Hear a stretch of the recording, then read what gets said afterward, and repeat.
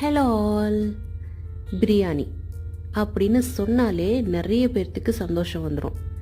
பிரியாணினா யாருக்கு தான் பிடிக்காது?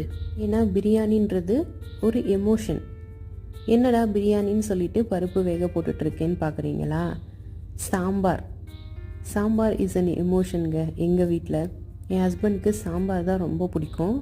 அதனால் தக்காளி சாம்பார் வச்சுட்டு இந்த எக் பிளான்ட்டை ஃப்ரை பண்ணலாம் அப்படின்னு சொல்லிட்டு மேரினேட் பண்ணி வச்சுருந்தேன். அதுக்காக பிரியாணி பிடிக்காதுலாம் இல்லை. சாம்பாரா பிரியாணியான்னு கேட்டால் ஃபஸ்ட் சாய்ஸில் எப்பயுமே சாம்பார் தான் இருக்கும். நெக்ஸ்ட்டு தான் பிரியாணி.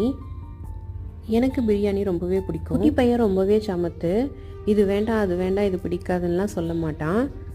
ஆனால் என்ன ஒன்று, அவனாக சாப்பிடும்போது அதில் கருவேப்பிலை, தக்காளி, அந்த தக்காளியோட ஸ்கின் இந்த மாதிரி எந்த டிஸ்டர்பன்ஸும் இருக்கக்கூடாது. அதனாலேயே எந்த காயாக இருந்தாலும் நானே பிசைஞ்சு ஊட்டி விட்டுருவேன்.